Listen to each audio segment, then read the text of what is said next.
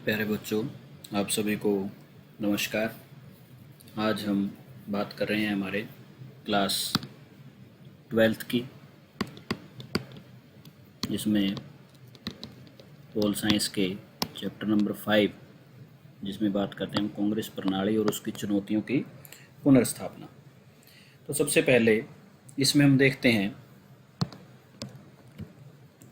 कांग्रेस प्रणाली है क्या। कांग्रेस प्रणाली से यहाँ मतलब इस बात से है कि एज ए पार्टी ने कांग्रेस ने 1947 से लेकर 1967 तक लगभग लगातार देश की राजनीति में, देश की सरकार में, सत्ता में एकमात्र पार्टी थी जिसने राज किया। अब इस पार्टी के अगेंस्ट कोई भी विपक्षी दल इतना मजबूत नहीं था कि जो इस पार्टी को राजनीतिक रूप से चुनौती दे सके। तो इसी पार्टी सिस्टम को, जिसमें हमने लेसन 2 में एक पार्टी के प्रभुत्व का दौर पढ़ा, जो एक पार्टी के प्रभुत्व का दौर था, उसी को यहाँ पर कांग्रेस प्रणाली कहा गया है। कांग्रेस प्रणाली का मतलब है Congress as a system working कर रही थी भारत की राजनीति में, विशेष तौर पर केंद्र की सरकारों में। अब इसकी चुनौतियां क्या थी और इसकी पुनर्स्थापना कैसे हुई। चुनौतियों का मतलब क्या हुआ, कांग्रेस को as a party national level पर और स्टेट लेवल पर सरकार प्रस्तुत करने में क्या क्या चुनौतियां आई उस दौर में, और किस प्रकार से कांग्रेस ने उन चुनौतियों का सामना करते हुए पुनः दोबारा अपना सिस्टम स्थापित किया, इस बारे में इस लेसन में हम डिटेल से पढ़ेंगे। तो यहाँ सबसे पहले अगर हम बात करें तो राजनीतिक उत्तराधिकार की चुनौती आती है, जो हमने देखी थी बीच में कहीं ना कहीं आज़ादी के बाद से। देखते हैं हम एक सिंपल सा कैलकुलेशन करके देखते हैं। 1947 में हम आज़ाद हुए, 1952 में हमारा फर्स्ट इलेक्शन हुआ, 1952 प्लस 5 साल के लिए हमारी सरकार चली, तो पहली सरकार हमारी 1957 तक चली। ये सेकंड इलेक्शन हुए, इसमें अगर हम 5 साल और जोड़ दें तो हमारा थर्ड इलेक्शन कहीं ना कहीं आ जाता है 1962 में। 1962 में अगर हम 5 और जोड़ दें तो 1967 में हमारा फोर्थ इलेक्शन आ जाता है। तो यहाँ पर हम बात करते हैं हमारे 1967 के इलेक्शन की, मुख्य तौर पर बात करेंगे। इसमें अगर हम 5 साल और जोड़ दें तो हमारा फिफ्थ इलेक्शन आ जाता है 1972 का। 1972 का हमारा 5वां इलेक्शन आ जाता है। तो इस लेसन में मुख्य तौर पर हम यहाँ से लेके और यहाँ तक की बात करेंगे। यहाँ 1962 से 1967 के बीच हमारे राजनीति में क्या दौर चला, ये बात यहाँ पर हम मुख्य रूप से डिस्कस करने वाले। तो इसको शुरू करते हैं। तो यहाँ पर हम देखते हैं कि राजनीतिक उत्तराधिकार 1964 में नेहरू की मृत्यु हो जाती है। 1964 में नेहरू की मृत्यु का मुख्य कारण था 1962 में इंडिया और चाइना की वार हुई, जिसमें इंडिया हार गया था, और इस वजह से पंडित जवाहरलाल नेहरू बड़े सदमे में थे, ऐसा कहा जाता है। और उनकी लंबी बीमारी से 2 साल बीमार होने के बाद 1964 में उनकी मृत्यु हो जाती है। अब भारत के सामने समस्या थी, विशेष तौर पर कांग्रेस पार्टी के सामने, और उससे भी विशेष तौर पर भारत की जनता के सामने, क्योंकि जिन्होंने अभी तक नेहरू को ही प्रधानमंत्री के रूप में देखा था, अब उनके सामने समस्या थी कि नेहरू नहीं तो भारत का प्रधानमंत्री कौन हो सकता है। सबसे पहले ये समस्या थी कांग्रेस पार्टी के सामने कि अब नेहरू की एब्सेंस में हम किसको प्रधानमंत्री पद का दावेदार घोषित करेंगे, या कांग्रेस की कमान, ऐसा कौन सा नेता है जिसको हम कांग्रेस की कमान दे सकते हैं। तो यहाँ पर कांग्रेस के सामने ये बड़ी समस्या थी, और इस समस्या का कांग्रेस ने बड़ी आसानी से उस दौर में, वैसे समस्या गंभीर थी लेकिन बड़ी आसानी से उस दौर में कांग्रेस ने इसका समाधान ढूंढ लिया। तो यहाँ पर 2-3 नाम मुख्य तौर पर इसके लिए सुझाए गए। पहला, लाल बहादुर शास्त्री पे विचार हुआ, दूसरा इंदिरा गांधी पे विचार हुआ। इसी तरह से कुछ बड़े नेता थे सिंडिकेट के, जिसको आप कह सकते हैं 1-2 नेता और थे, लेकिन कांग्रेस ने बड़ी आसानी से इसको इसलिए सुलझा लिया क्योंकि कांग्रेस में उस दौर में लाल बहादुर शास्त्री पर सहमति बन गई। पंडित जवाहरलाल नेहरू जी के बाद लाल बहादुर शास्त्री एक ऐसे व्यक्तित्व था जो कांग्रेस में सर्वमान्य था, देश में भी सर्वमान्य था। लाल बहादुर शास्त्री जी प्रारंभ से ही, शुरू से ही एक ईमानदार छवि के आदमी थे, अपने आदर्शों पर चलने वाले आदमी थे, और कुछ निर्णय उनके ऐसे भी लिए थे उन्होंने उस दौर में जब वो मंत्रिमंडल में थे, तो जिनसे कांग्रेस और कांग्रेस के बाहर लोग भी इम्प्रेस थे। जैसे उन्होंने, एक दुर्घटना हुई थी, रेल दुर्घटना, जिसमें उन्होंने अपने ऊपर जिम्मेदारी लेते हुए अपने मंत्री पद से इस्तीफा दे दिया था। तो इस तरह से उनको एक बेटर ऑप्शन माना गया।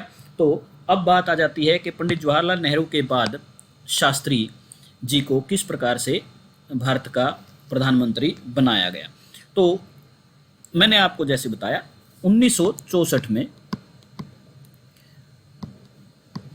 लाल बहादुर शास्त्री जी को प्रधानमंत्री बनाया गया और कांग्रेस की कमान भी इनको ही दी गई। इसके साथ इस बीच जैसे ही लाल बहादुर शास्त्री प्रधानमंत्री बने तो हमारे देश के सामने कुछ समस्याएं थी। जैसे पहली समस्या थी, अर्थव्यवस्था जो थी वो निचले स्तर पर थी। रुपए की कीमतें कम हो रही थी। एक समस्या थी, महंगाई बढ़ रही थी।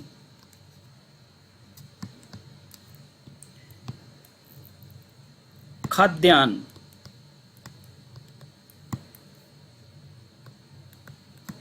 उत्पादन बहुत कम था।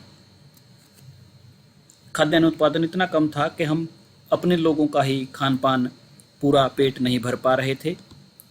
एक समस्या थी बेरोजगारी की। तो ये कुछ 2-3 समस्याएं ऐसी थी उस दौर में कि जिसको आप कह सकते हैं कि भारत के सामने मुंह बाए खड़ी थी। इस बीच एक बड़ी समस्या जो पैदा हुई वो है 1965 का पाकिस्तान के साथ युद्ध। 1965 में भारत और पाकिस्तान के बीच एक बहुत बड़ा युद्ध शुरू हो जाता है। लाल बहादुर शास्त्री जी के सामने तो ये समस्याएं थीं जब वो प्रधानमंत्री बने। इन समस्याओं के साथ साथ एक अनदेखी समस्या पैदा हो गई थी 1965 का भारत पाकिस्तान का युद्ध। और इसी युद्ध में लाल बहादुर शास्त्री जी ने अपने आप को प्रूव किया कि भाई लाल बहादुर शास्त्री जी भी कोई शख्सियत हैं राजनीति में। 1965 के युद्ध में लाल बहादुर शास्त्री जी के दृढ़ निश्चयों ने इतने अच्छे से देश को संभाला कि 1965 के युद्ध में पाकिस्तान की बहुत बुरी हार हुई, जिसमें भारत की सेनाएं, ऐसा कहा जाता है कि पाकिस्तान की राजधानी तक पहुंचने वाली थी। इस बीच रूस ने बीच में समझौता करते हुए, पैरवी करते हुए इस युद्ध को बंद करवाने में मदद करी। और इस दौर में जैसा हमने लेसन 4 में 1965 के और अन्य युद्धों के बारे में डिटेल से पढ़ा, तो इस युद्ध में लाल बहादुर शास्त्री जी ने एक बड़ा नारा दिया, जय जवान जय किसान। वो क्यों दिया? जय जवान का नारा इसलिए दिया क्योंकि भारत और पाकिस्तान का युद्ध चल रहा था और जवान जो थे वो सीमा पर भारत की रक्षा कर रहे थे। और जय किसान का नारा इसलिए दिया क्योंकि खाद्यान्न उत्पादन सबसे कम हो रहा था, सूखे की स्थिति पैदा हो रही थी, मानसून वैसे ही असफल हो गया था, उस साल बारिश इतनी अच्छी नहीं हुई थी। इसलिए उन्होंने कहा कि जवानों की भी जय हो और किसानों की भी जय हो, जिन्होंने भारत की दोनों तरह से रक्षा की है, दोनों तरह से भारत की मदद की है। इस बीच 1965 का जो भारत पाकिस्तान का युद्ध था वो रसिया की मदद से युद्ध विराम होता है, मध्यस्थता की जाती है रसिया की तरफ से, और भारत के प्रधानमंत्री और उस वक्त के पाकिस्तान के राष्ट्रपति मोहम्मद अयूब खान को बातचीत के लिए ताशकंद में बुलाया जाता है ताकि इस युद्ध के समझौते पर डिस्कशन किया जा सके, विचार किया जा सके कि समझौते में क्या क्या चीजें लागू होंगी। तो वहां पर जब लाल बहादुर शास्त्री जी को बुलाया जाता है ताशकंद में, तो वहां पर ताशकंद में लाल बहादुर शास्त्री जी की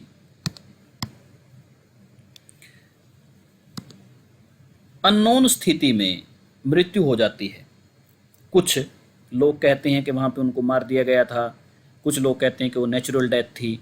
वो एक बड़ा प्रश्न है, अलग तरह का प्रश्न है, उसको कभी और डिस्कस करेंगे। आज तक लेकिन उसकी स्थिति क्लियर नहीं हो पाई कि लाल बहादुर शास्त्री जी की मृत्यु क्यों हुई थी। तो 1966 में भारत अपना एक और प्रधानमंत्री खो देता है, जो लाल बहादुर शास्त्री जी के रूप में हमने पाया था। अब वही स्थिति फिर खड़ी हो जाती है भारत के सामने भी और कांग्रेस के सामने भी कि नेहरू के बाद कौन और अब लाल बहादुर शास्त्री के बाद कौन, किसको जिम्मेदारी दी जाए, कांग्रेस की भी और देश की भी। अब इस स्थिति में कांग्रेस के सामने दो बड़े नाम थे, जैसे यहां पर बात हुई कि शास्त्री जी के बाद इंदिरा गांधी, तो इंदिरा गांधी के साथ साथ दो बड़े नाम थे। पहला नाम था इंदिरा गांधी जी का, दूसरा नाम यहां पर था मोरारजी देसाई का। इंदिरा गांधी पंडित जवाहरलाल नेहरू जी की बेटी थी।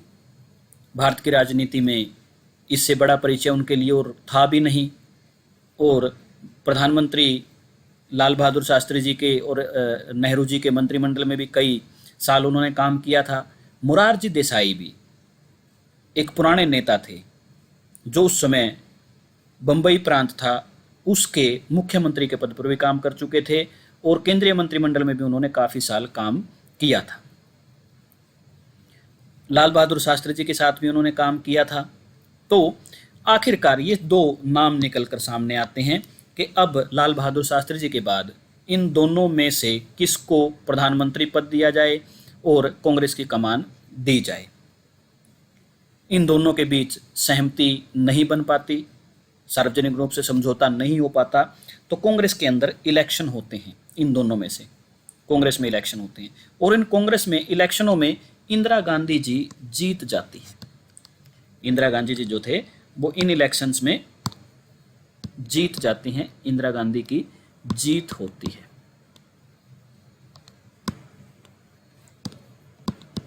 इंदिरा गांधी जी जीत जाते हैं और मोरारजी देसाई हार जाते हैं और इंदिरा गांधी को देश का प्रधानमंत्री बनाया जाता है।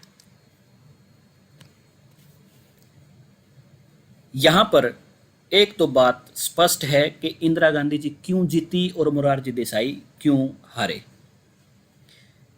किसी भी राजनीतिक पार्टी में, ये कार्टून देख सकते हैं आप, और ये यहां पर आप कुछ लोग देख रहे हैं जो बहुत पुराने लोग हैं। बुजुर्ग लोग हैं, ये दर्शाते हैं कि ये कांग्रेस पार्टी के पुराने लोग हैं। इंदिरा गांधी की जीत के एक दो मुख्य कारण मैं आपके साथ यहाँ डिस्कस करना चाहता हूँ। पहली बात, इंदिरा गांधी नेहरू जी की बेटी थी।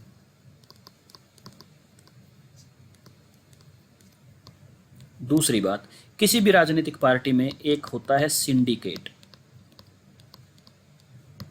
सिंडिकेट का मतलब एक पावर ग्रुप जो किसी भी पार्टी के महत्वपूर्ण निर्णय लेता है।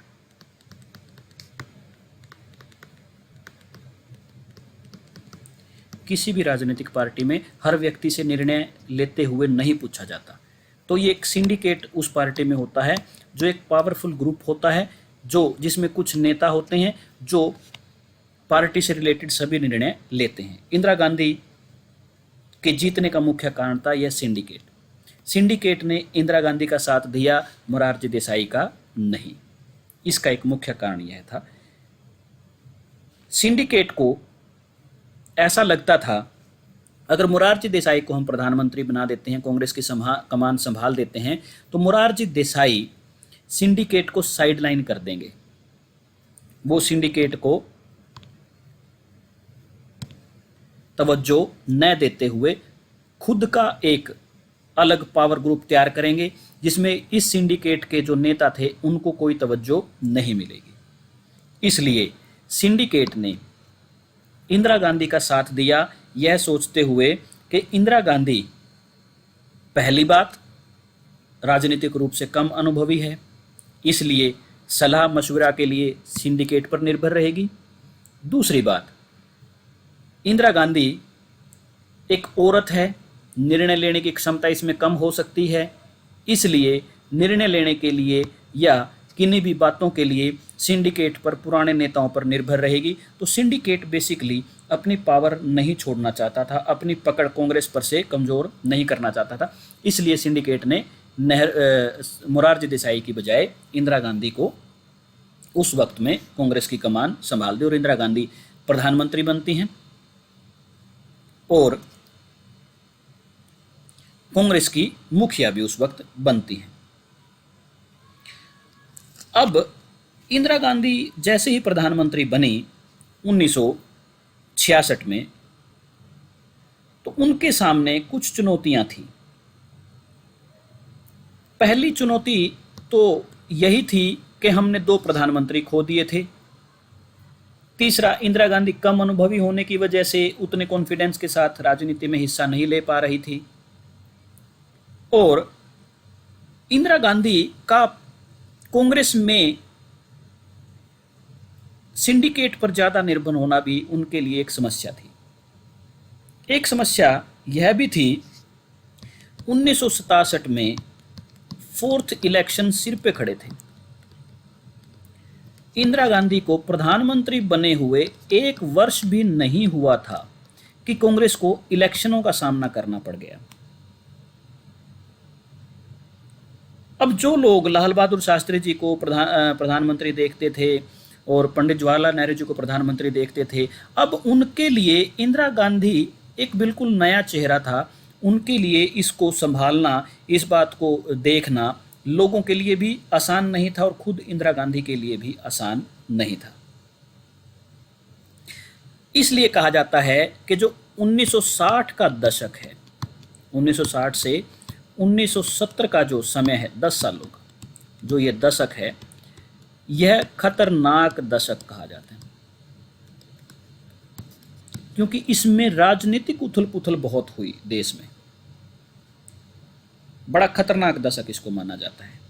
1967 में अब क्या हुआ, जैसे इलेक्शन आए तो 1967 में हम देखते हैं कि ऐसी क्या चीज़ें हुई कि जिसके कारण हम ये कहते हैं कि इंदिरा गांधी जी को कई मुसीबतों का सामना करना पड़ा।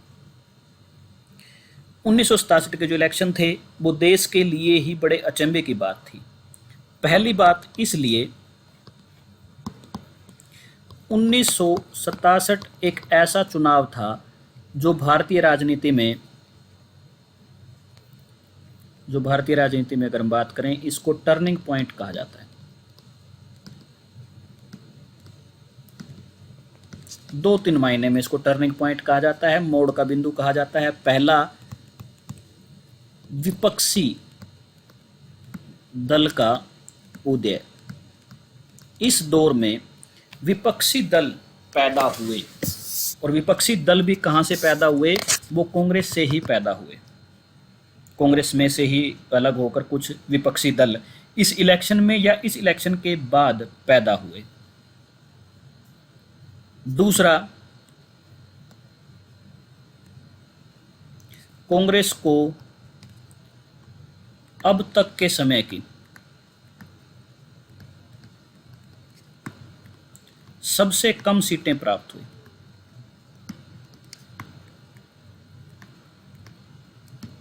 कांग्रेस को अब तक के समय की सबसे कम सीटें मिलना कांग्रेस के लिए भी हजम करने लायक बात नहीं थी और लोगों के लिए भी हजम करने लायक बात नहीं थी। तीसरा, विपक्षी दलों को यह पता चल गया था कि कांग्रेस को हराया जा सकता है। कांग्रेस को हराया जा सकता है, यह उनको पता चल गया था कि कांग्रेस को किस प्रकार से हराया जा सकता है। अब इस दौर में बातें ऐसी हुई जब हम देखते हैं कि कांग्रेस बड़ी मुश्किल से केंद्र में सत्ता पर काबिज हो पाई। कई राज्य ऐसे थे जहां से कांग्रेस हार गई थी और उनमें मुख्य राज्य जो थे वो कांग्रेस के पुराने राज्य थे। अब यहां पर प्रश्न बनता है कि 1967 के इलेक्शन में कांग्रेस की कमजोर स्थिति या कमजोर परफॉर्मेंस के क्या क्या कारण हो सकते हैं, वो हम कई बार पीछे डिस्कस कर चुके हैं। जैसे इंदिरा गांधी का कम अनुभवी होना, प्रधानमंत्री की मृत्यु हो जाना और इस तरह की सूखे जैसी स्थिति पैदा हो जाना, इस तरह की बहुत सारी स्थिति थी। और 1965 का भारत पाकिस्तान युद्ध, डॉलर के मुकाबले रुपए की कीमतें गिर जाना, ये कुछ ऐसे मसले थे जो इंदिरा गांधी के सामने थे। ऐसे मसलों में इंदिरा गांधी ने अपने आप को मजबूत स्थिति में लेके आने के लिए कई कदम उठाए, जो उस दौर में बड़े सख्त कदम भी कहे जा सकते हैं, जिसके विरोध में बहुत सारे राजनीतिक दलों ने हड़तालें करनी शुरू कर दी और लोग इंदिरा गांधी से नाराज होने शुरू हो गए। इस बीच 1967 के इलेक्शन के बीच 1971-72 में फिर हम पाकिस्तान के साथ एक वॉर में उलझ जाते हैं। 1971-72 का इंडिया पाकिस्तान का युद्ध, ये एक ऐसा दौर था जब इंदिरा गांधी ने अपने आप को प्रूफ किया कि वो कोई राजनेता है दुनिया में, देश में ही नहीं बल्कि दुनिया में। इंदिरा गांधी ने मजबूती के साथ अपने आप को प्रस्तुत किया।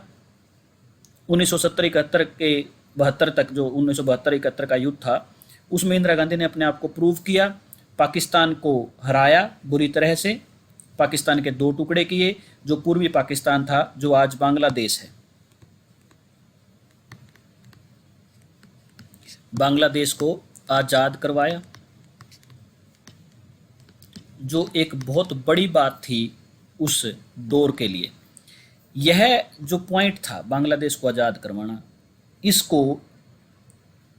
इस बात ने इंदिरा गांधी को पूरे देश में ही नहीं पूरे विश्व में प्रसिद्ध कर दिया कि भारत में कोई नेता है जो इस दौर का है, इस ओरे का है कि वो कुछ भी डिसीजन ले सकता है।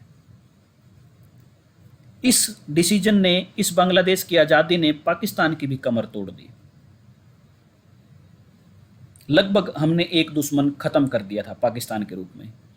और आप देखेंगे 1970-71 के बाद पाकिस्तान की कभी दोबारा हिम्मत भी नहीं हुई कि वो भारत पर आक्रमण कर सके। छुटपुट आक्रमण आए दिन होते हैं, उसका कोई ज़्यादा सा वो सीज फायर होता, उसका कोई ज़्यादा सा मायने भी नहीं होता। लेकिन एक बड़ा युद्ध, ना चीन की हिम्मत हुई और ना उसके बाद ज़्यादा सा पाकिस्तान की हमारे ऊपर हिम्मत हुई कि वो कोई आक्रमण कर सके। इस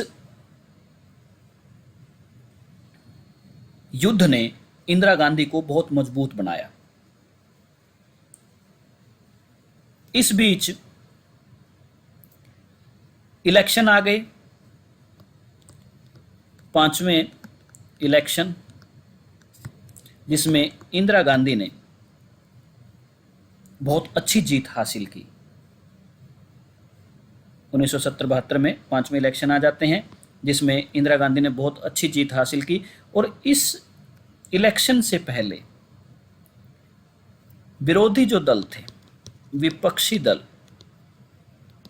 उन्होंने कहा कि आप सब जो गैर कांग्रेसी दल हैं, उन सबको कहा कि आप सारे इकट्ठे आएं ताकि कांग्रेस को हराया जा सके। और इस विपक्षी दल को इकट्ठा करने में राम मनोहर लोहिया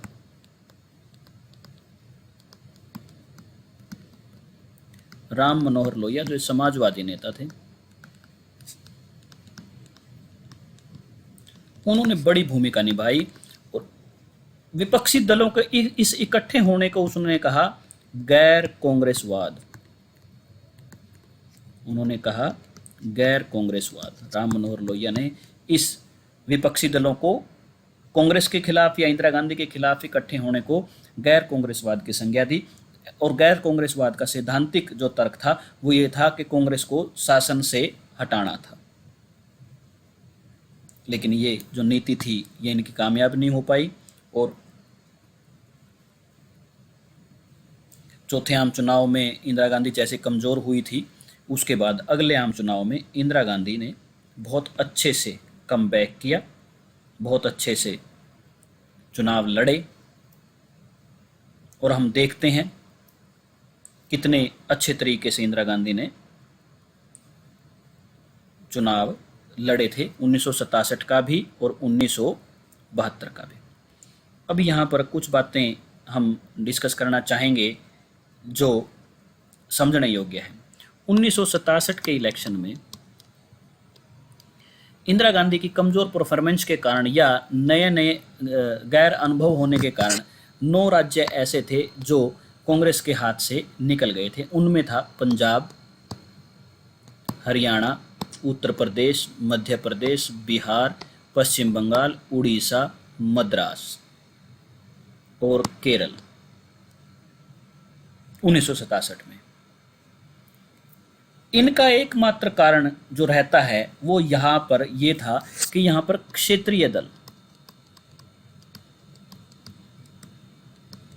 उभर गए थे। 1967 में क्षेत्रीय दल यहाँ पर उभरना शुरू हो गए थे। इसलिए इन 9 राज्यों में कांग्रेस की सरकार नहीं आई। जैसे तैसे 1967 के चुनाव में केंद्र में तो गठबंधन करके कांग्रेस ने अपनी सरकार बना ली थी। गठबंधन भी किसके साथ किया? कांग्रेस का गठबंधन था सीपीआई के साथ, दक्षिणपंथी कुछ पार्टियों के साथ।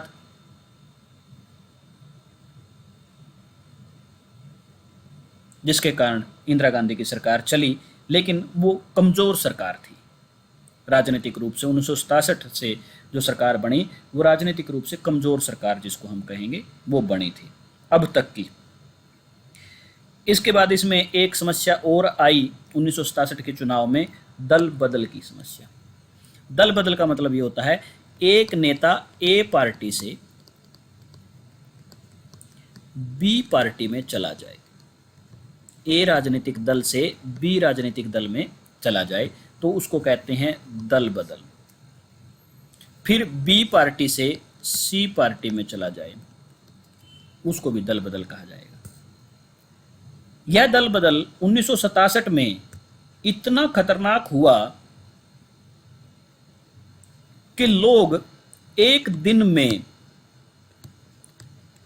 3 पार्टी बदल लेते थे,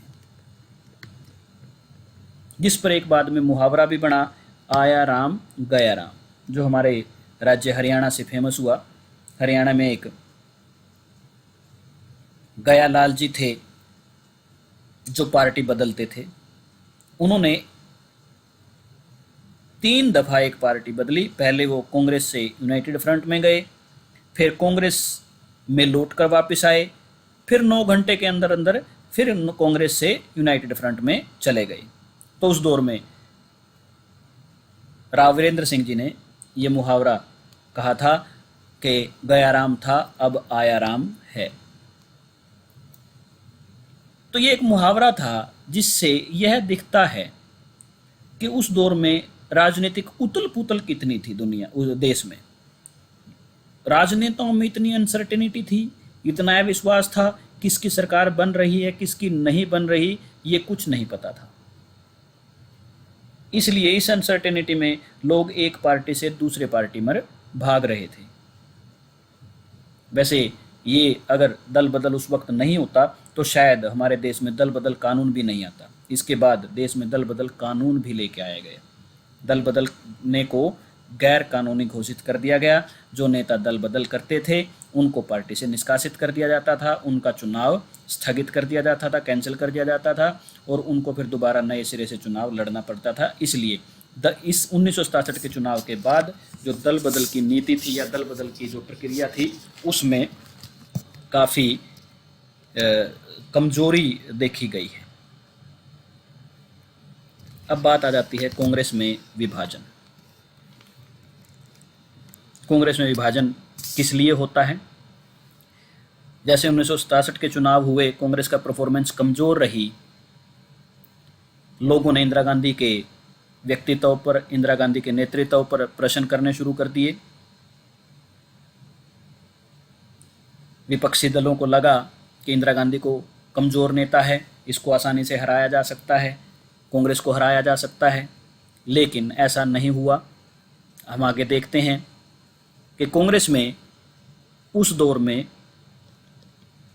जैसे मैंने पहले बताया, सिंडिकेट और इंदिरा गांधी, ये 2 चीज़ें समझने की हैं। सिंडिकेट जो कुछ महत्वपूर्ण नेताओं का, रौबदार नेताओं का एक ग्रुप था जो कांग्रेस को रन करता था, वो चाहता था कि इंदिरा गांधी उनके प्रभाव में रहकर काम करे और इंदिरा गांधी चाहती थी कि वो स्वतंत्र रूप से काम करे। सिंडिकेट इंदिरा गांधी को रोकने के लिए कई सारी चीज़ें विद इन पार्टी कर रहा था। इंदिरा गांधी ने जिनका विरोध किया, जिसके कारण सिंडिकेट के नेताओं और इंदिरा गांधी के बीच अनबन देखने को मिलती है।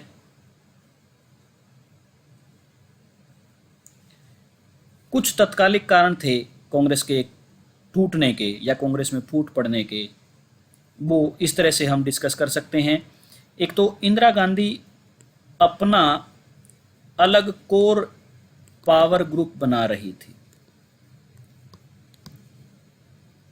सिंडिकेट के अलावा। एक core power group Indira Gandhi अपना बना रही थी, जिसमें यह कहा जा सकता है कि इंदिरा गांधी के विश्वास पात्र नेता उसमें शामिल थे। इसलिए सिंडिकेट अपने आप को एलिनेटेड, अपने आप को अलग महसूस करने लग गई। दूसरा, 1967 में इंदिरा गांधी ने एक 10 सूत्रीय कार्यक्रम,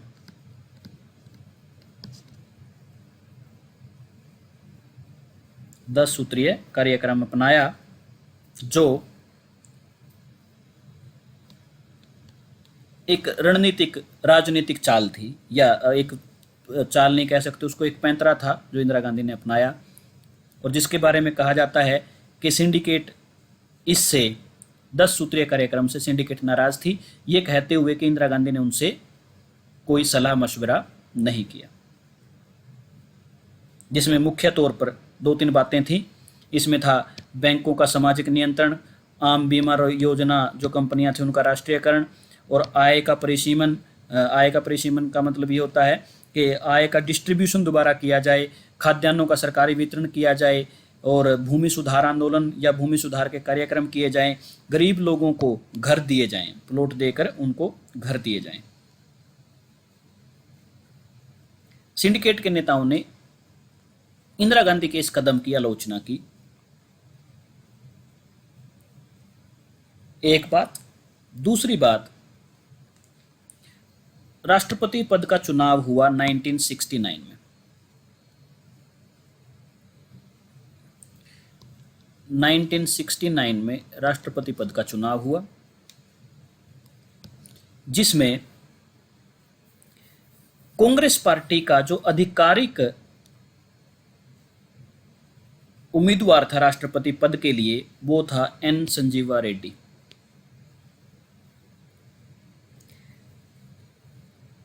यहां पर एक बात रोचक है, एन संजीवा रेड्डी और प्रधानमंत्री इंदिरा गांधी की आपस में राजनीतिक रूप से नहीं बनती थी।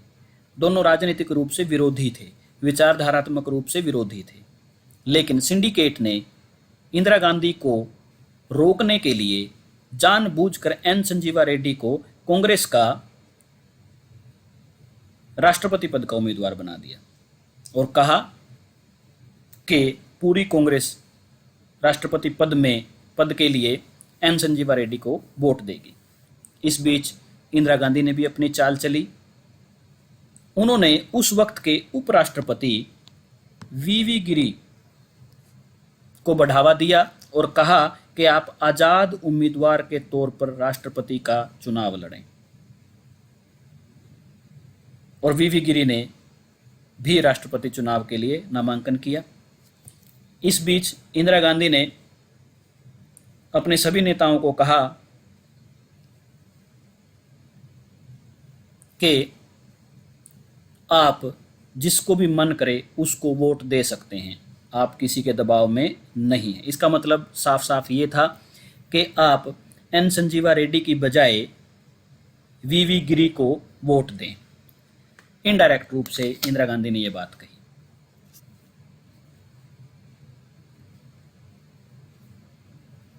और इसमें एक मजे की बात यह है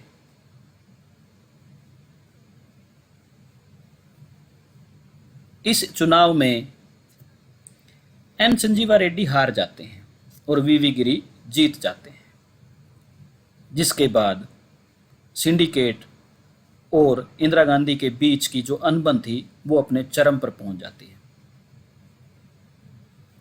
सिंडिकेट जो कांग्रेस पार्टी की ताकतवर नेताओं का ग्रुप था, उन्होंने इंदिरा गांधी को कांग्रेस पार्टी से निकाल दिया, निष्कासित कर दिया अपने ही प्रधानमंत्री को पार्टी से। किस बात पे? इस बात पे कि इंदिरा गांधी ने एन संजीवा रेड्डी को वोट नहीं डाली राष्ट्रपति उम्मीदवार में, जिससे पार्टी में फूट पड़ी है, पार्टी कमजोर हुई है। इसलिए नियमानुसार कानूनी कार्रवाई करते हुए पार्टी प्रधानमंत्री इंदिरा गांधी को कांग्रेस से निष्कासित करती है। इस प्रकार हम देखते हैं कि नवंबर 1969 में कांग्रेस में फूट पड़ जाती है।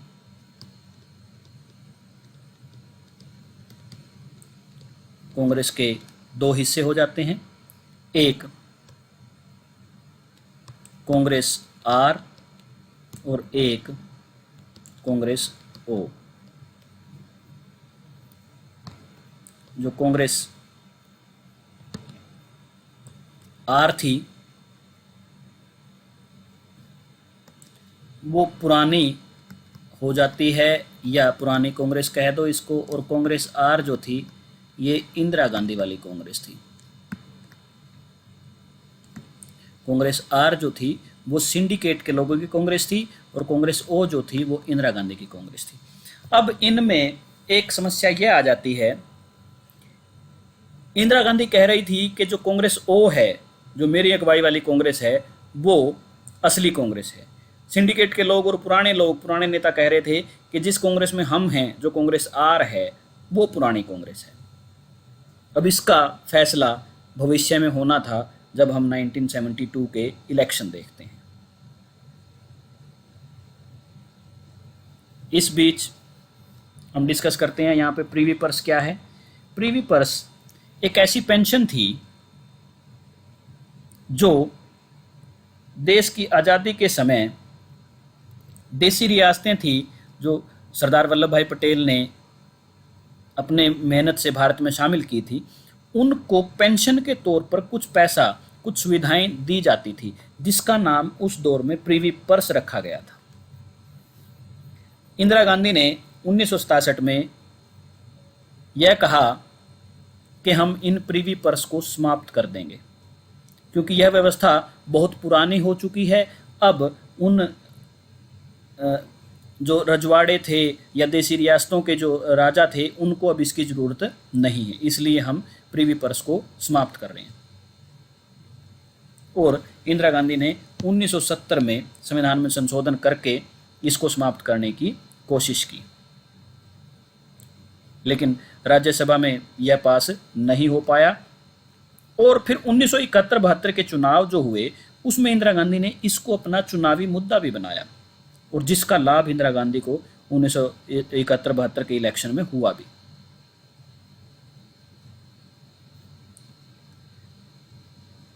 तो इसके बाद हम देखते हैं 1971 का चुनाव और पुनर्स्थापना।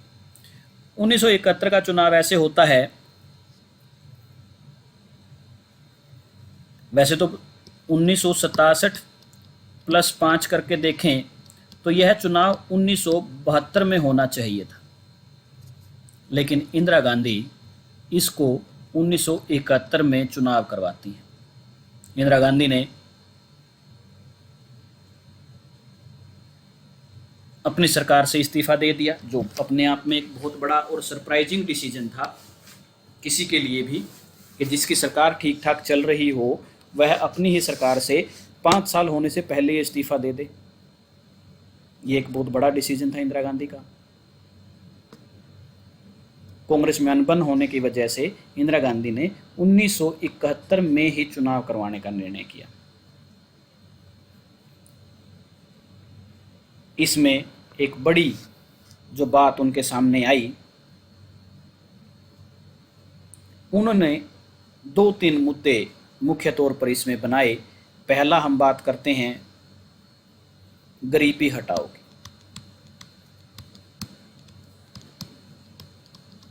उन्होंने नारा दिया गरीबी हटाओ, जो उस दौर में एक बहुत पॉपुलर नारा था। जैसा कि अब भारत के प्रधानमंत्री ने नारा दिया था पिछले इलेक्शनों में, नरेंद्र मोदी जी ने, अच्छे दिन आएंगे, इस टाइप से। तो उस दौर में इंदिरा गांधी ने नारा दिया गरीबी हटाओ, जो लोगों के बीच बहुत पॉपुलर हुआ और लोगों ने इसको बहुत सराहा कि कोई तो आदमी आया है जो देश से गरीबी हटाने की बात कर रहा है।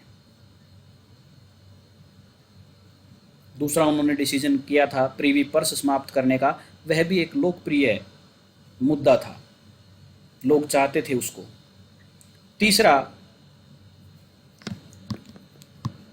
दूसरा था प्रीवी पर्स का, प्रीवी पर्स को समाप्त करो, गरीबी हटाओ का नारा दिया। तीसरा था भूमि सुधार।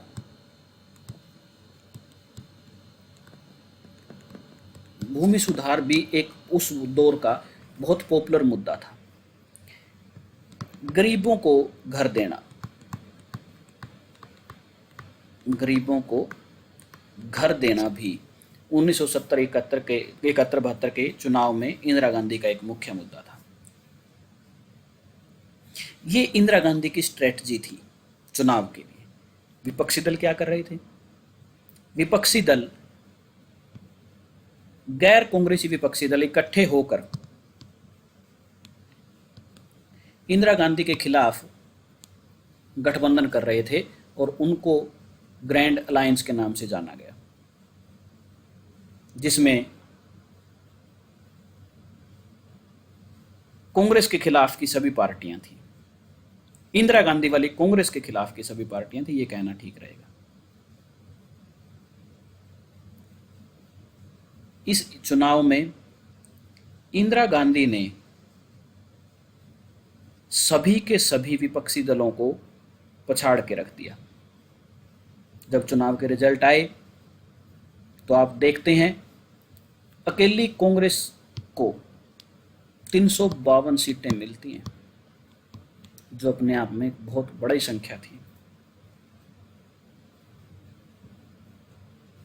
अकेली इंदिरा गांधी को 352 सीटें मिलती हैं।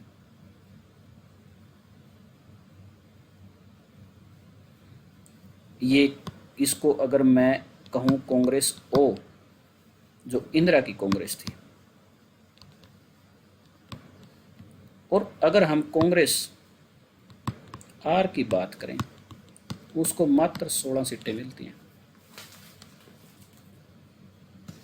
तो यहां से एक बात प्रूव हो गई कि असली कांग्रेस कौन थी। इंदिरा गांधी की जो कांग्रेस थी उसने अपने आप को असली कांग्रेस प्रूव कर दिया, और जो कांग्रेस आर थी, सिंडिकेट के जो नेता थे, वो मात्र 16 सीटों पर सिमट कर रह जाते हैं। और जो इंदिरा गांधी के खिलाफ ग्रैंड अलायंस बना था उसको सिर्फ 40 सीटें मिलती हैं। कितनी बड़ी जीत इंदिरा गांधी की उस दौर में थी। इंदिरा गांधी ने अपने आप को प्रूव किया कि वो इस दौर की नेता हैं। लोगों ने इंदिरा गांधी को पसंद किया, इंदिरा गांधी की राजनीति को लोगों ने पसंद किया। विपक्षी दलों को, विपक्षी नेताओं को इंदिरा गांधी ने पछाड़ दिया। तो अब देखिए, यह कार्टून जो है ये क्या दर्शाता है कि इसमें फर्स्ट, सेकंड, थर्ड की रेस ही नहीं थी। जो ये पुराने नेता थे ये सारे के सारे एक तरफ खड़े हैं। पहले नंबर पे भी इंदिरा गांधी है, दूसरे नंबर पे भी इंदिरा गांधी और तीसरे नंबर पे भी इंदिरा गांधी है। इसका मतलब ये हुआ इंदिरा गांधी की किसी के साथ भी रेस ही नहीं थी। वो रेस में इतने आगे थी कि उनके सामने कोई खड़ा ही नहीं था रेस में। ये कार्टून ये शो करता है। अब देखते हैं 1971 के चुनाव के बाद हमारा पाकिस्तान के साथ युद्ध होता है, जिसमें हम बांग्लादेश का निर्माण होता है। बांग्लादेश एक आज़ाद देश के रूप में उभर कर सामने आता है। और इस जीत ने 1971-72 के इंडिया पाकिस्तान के युद्ध ने इंदिरा गांधी को एक राष्ट्रव्यापी नेता के रूप में पेश किया। राष्ट्रव्यापी भी नहीं, हम ये कह सकते हैं उसको एक विश्वव्यापी नेता के रूप में, एक सफल नेता के रूप में इंदिरा गांधी को प्रोजेक्ट किया 1971-72 के युद्ध ने, जिसमें पाकिस्तान की बुरी तरह से हार होती है। भारत उसमें जीतता है। पाकिस्तान का जो दूसरा हिस्सा था, जिसको हम पूर्वी पाकिस्तान कहते हैं, वो एक नया देश बन जाता है, जो बांग्लादेश है। इससे बड़ी बात, इससे बड़ी हार पाकिस्तान के लिए और क्या हो सकती थी उस दौर में, और इंदिरा गांधी के लिए इससे बड़ी जीत क्या हो सकती थी। इंदिरा गांधी ने देश के बाहर ही नहीं, देश के अंदर भी अपने विरोधियों को धूल चटा दी थी। और इसी ताकतवर, इसी छवि के कारण इंदिरा गांधी को आयरन लेडी कहा जाता है। उनको आयरन लेडी,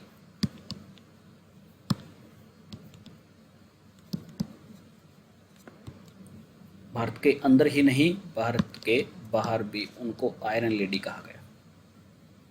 अब बात करते हैं कांग्रेस प्रणाली की पुनर्स्थापना। पुनर्स्थापना का मतलब 1967 के इलेक्शन में जो इंदिरा गांधी की स्थिति कमजोर हुई थी, 1971-72 के इलेक्शन में वो स्थिति पुनः स्थापित हो गई। जो पुरानी इंदिरा गांधी की या पुरानी कांग्रेस की जो स्थिति थी वो पुनः 1971-72 में स्थापित हो गई थी। इसलिए इसको कहा जाता है कि कांग्रेस ने अपने आप को पुनः स्थापित कर लिया था। और कांग्रेस अब अकेले अपने दम पर अपने आप को स्थापित कर रही थी। लेकिन अब इसमें कुछ बदलाव थे, जिन बदलावों को हम देखते हैं।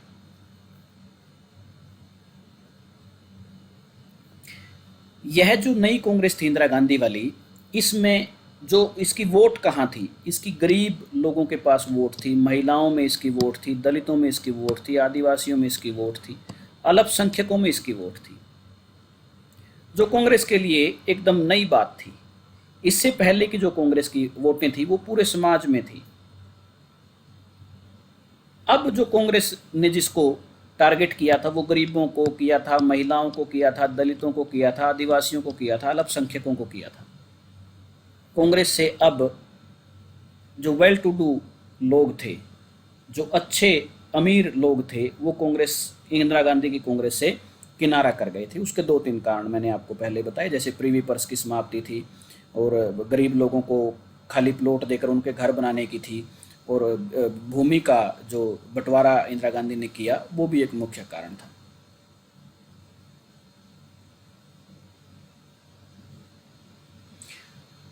अब जो नई कांग्रेस थी वो पुरानी कांग्रेस से एक तरह से और अलग थी। पुरानी कांग्रेस थी जो वो सिद्धांतों पर कायम थी, लेकिन जो नई कांग्रेस थी वो अपने एक नेता पर कायम थी, जिसका नाम था इंदिरा गांधी।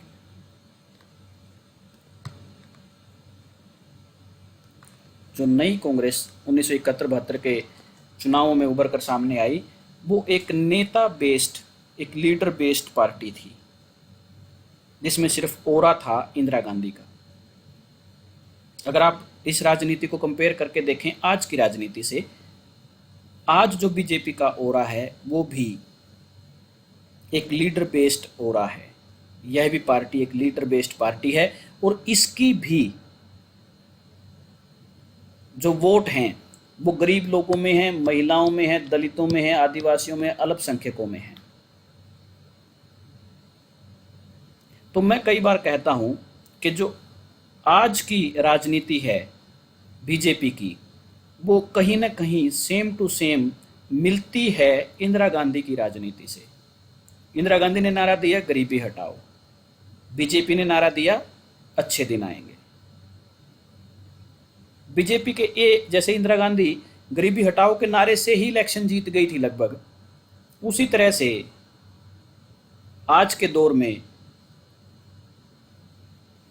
बीजेपी ने जो नारा दिया था अच्छे दिन आएंगे, उसी नारे पर बहुत इलेक्शन जो था वो मूव कर गया था बीजेपी का। तो इस तरह से हम देखते हैं कि किस प्रकार कांग्रेस ने उस दौर में 1967 में अपने सीटों को खोया और 1970-71 के चुनाव में पुनः अपने आप को स्थापित कर लिया। इसीलिए इस लेसन का जो नाम रखा गया वो यही रखा गया कि कांग्रेस प्रणाली, जो कांग्रेस का सिस्टम था, उसके सामने क्या चुनौतियां आई, और उस चुनौतियों को सहन करते हुए, चुनौतियों के पार जाते हुए कांग्रेस ने किस प्रकार से अपनी पुनर्स्थापित अपने आप को दोबारा किया।